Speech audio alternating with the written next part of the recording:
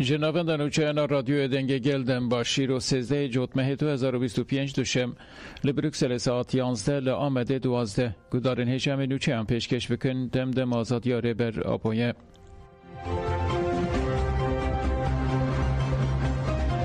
پارێزەرên Büroya Hukukê ya 100 salê çûn îmraliyê.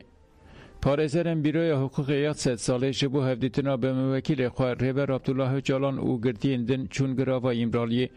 Hat zanîn ku di şandeya parêzeran de Mazlum Dinç, Rêzan Sarıca, Suzan Akîpa û Emran Emekçî cih dikirin.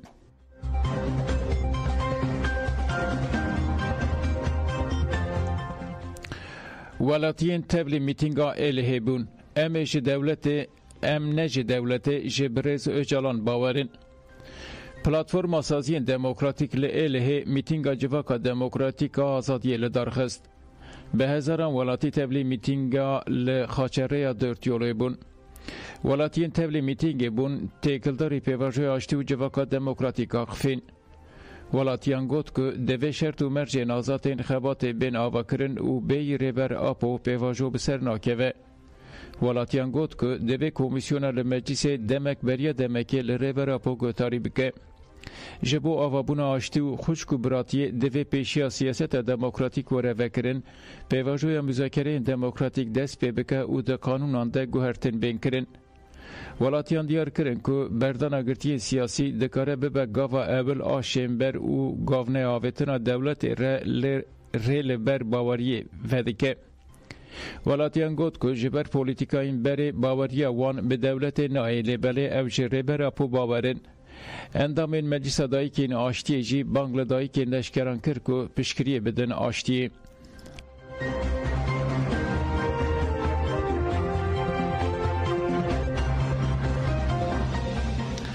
Rêxistina ev û ya navnetewayî Amnesty International ji bo pexşan ezîzî kampanyaya îmzayan da dest pê kirin. Rêxistinê ragand ku di sala 2025 de li Îranê hejmara darvekirinan gîştiye astek metirsîdar. Bi domdarî rêxistinê balê dikişîne ser darvekirinên salên dawî û van agahiyan parve dike. Di 15 salên dawî de herî zêde di sala 2025 de cezayê darvekirinê pêkatiye. Bi taybetî jî piştî êrişên İsraîlê aktivîstên Kurd û jin bi suçên hevkariyê û sîxuriyê bi cezayê darvekirinê tên cezakirin. Rêxistina Efûyê ya navnetewayî da zanîn rewşa pexşan ezîzî pêwîstî bi dastwerdaneke lezgîn heye. Di çarçoveya kampanyayê de ji serokê dadweriya Îranê re daxwaznameyek hat şandin. Di daxwaznameyê de tê xwestin cezayê darvekirinê yê pexşan ezîzî tavilê bê rawestandin û bê şert û merc serbest bê berdan. Di vê navberê de çalakvanên mafê jinan Spêda Kalyan jî derbarê rewşagirtiyên siyasî Werîşe Muradî û pexşan ezîzî li ser malpêra xwe ya medya dijîtal peyamek weşand. Spêda Kalyan di peyama xwe de da zanîn heta niha sê caran cezayê darvekirinê yê pexşan ezîzî û Werîşe Muradî hatiye erêkirin û got dibe ku di her kêliyê de cezayê darvekirinê yê Werîşe Muradî û pexşan ezîzî bikeve meriyetê. Dema Werîşe û pexşan ji girtîgeha Qerçek şandin girtîgeha Evînê ya li Tehranê dibin zextek zêde de bûn.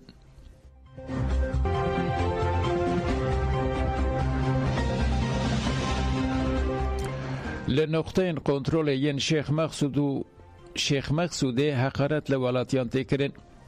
Hêzên çekdariyên desthilatariya Demkî ya Sûriyê li derdora taxên Şêx Mexsûd û Eşrefiyê bendên kontrolê yên nû danîn. Çavkaniyên herêmî ragandin ku leşkerên hikûmeta şêniyan asteng dikin û heqaretê lê wan dikin. Şêniyên herêmê wiha kifîn. Ev çekdar bêedebin, bi gotinan heqaretê li her kesê diçin û tên dikin. Çekdarên firqeya şêstî û firqeya heftê û dudiyan li van noxteyan kar dikin û bê exlaqiyê dikin.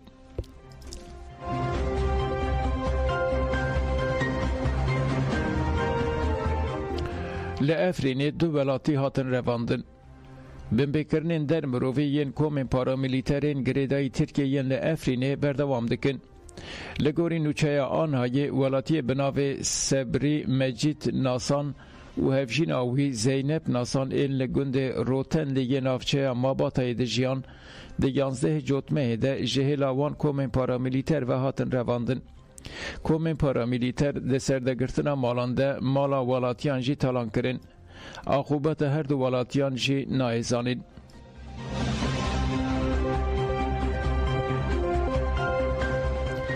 WFP آلیکاریا مروی گان سویدیایی برنامه خوارن یا جهان WFP 12 وسایتین جه ماده لوجستیکی بارکری و 201 تن آرد دسر ساچه ره در باسی سویدیایی کرن.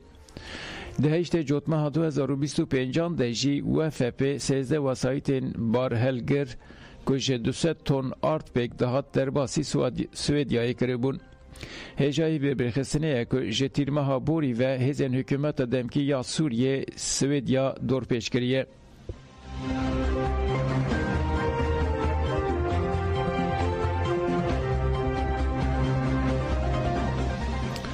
لرقای فستیوال آشتی یا هفرین خلف هات لدار خستن. به بونه سالوگر ششمین شهادت هفرین خلف دوهل رقای فستیوال آشتی یا هفرین هات لدار خستن. گل کس بشتاری فستیواله بون لور کوسر دوکو آقف او ها گود کشرین هفرینه دو حکومت و گوهزا سوریه ده چی کرتنه او یک بردوام وی ذهنیت اکو آزادیا جنه وکی خطریه دبینن. هفسروکا مسده لیلا قرمانجی آقف او گود هفرین خلف دنگ نشتمانیه دویجدان خود خماولات او هفین سوریه آوالاتا کی عادلانه او همو گل و هلگرت بو. دنوا ریوبریا خسریا دموکراتیکا روژاوا ده جمیلا محمد جی آخف او گود هفرین نتن سیاست مدار و چالاکوان بو لیبل دنگ مظلومان بو. قتل کرنا هفرینه هولدانک جبو بیدن کرنا رامانه بو. شیخ مرشد الخزنوی جی پیامک بدنگ جه فستیوال رشاند و ها گود رخ شهید هفرین خلف و گوری سمبولا آشتیه برخودان آوه بردوام دکه هیاک و روژ آزادی لسر سوریه که آزاد و دموکراتیک هله جه اندام فرمانداریا گشتی یا قصده و فرماندارین یه پجه روحلات افرین جیوها گود مل باکور و روژت سوریه برفرسیاریا پاراستن همو سازین سیویل و لشکری و گل گرتیه سرخواه آرمان جامعه آزادیه بسای فداکارین تکوشران ده سری ده تکوشینا شهید هفرین خلف ام گیشتنه و آسته دایکا شهید هفرین خلف سوات مصطفی جی افتشگوتن سوریه به دست قصده ویوره آوا کرن قصده دل مدیه امین هیلن خوینا هفرین والا بچه ده داویا فستیوالی ده هلبستوان سمیر الشمری دو هلبست خواندن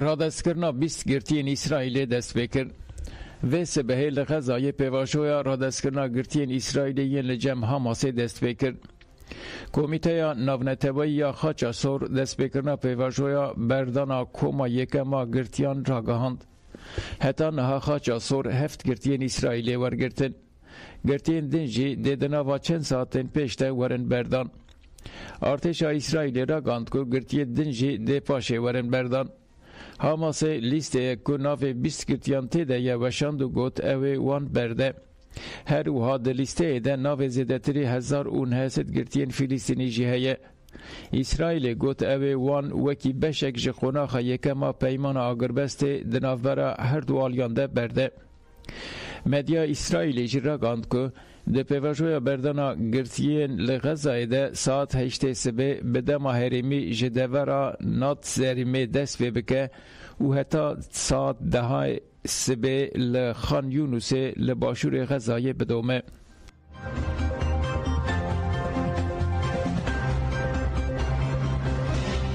جنین ندید بار روین بدنگین شورشال هندستانه به سالان ال دارستان گندن خزان و هرمین جبیرکریین هندستان تکوشینک تمشاندن ناوه و تکوشینه تفکر ماویست یان جیوکه که دولت بیجه نخالیته لهند کستزانن که لپشتی وان چکان جنهنه ev jin netene bune şervan, bune mamoste, rêxistinvan, hemşire, hevrê û rewşenbîr. Hinek jivan jinan mîna teorîsyen ana Rûda gihan deyne ku hewl didin ku Marksîzm û femînîzmê bi hev re bikin yek. Hinek fermandarên yekîneyên çekdar yên weke Narmada Akane û hin ji wan jî di kurahiya daristanê de bêyî ku navê wan were bihîstin jiyana xwe ji destane. Wan jinan tu caran nexwestin ku xwe bidin naskirin û kes wan bibîne û nas bike. Ji bo vê jî dewletê navê wan kiriye neqanûnî û nûçe û ragandinên derbarê wan de qedexekirine. Lê ji ber ku li ber çavên civakê jinin piçûk têne dîtin û propagandayeke neyînî têkirin. Medya Hindistanê jî wan weke çekdarên mirî radigîne û li pey pirsa ev kîne çi dixwazin çima riyek wiha hilbijartine ye. Lê ajansên cîhanê dibêjin di nava van komên Maoîst de tenê jin nînin. Mêr jî hene û jinan re mil bi mil şer dikin. Dîse jî beçekên di destên xwe de nikarin dengê wan bigînin raya giştî ya cîhanê. Lê îro ew jin li daristanên Hindistanê ne. Navê wan nayê zanîn, rûyê wan nayê naskirin. Lê serpêhatiyên wan mîna pêlên daristanê di nava civakê de têne vegotin. Ew bargiranên dîrokek ji nedîtî ve ne û parazvanên bîrek bêdenkirî ne lê nehatine jêbirin. Gudarên hêçan û çeyên me bi dawî bûn, dem baş.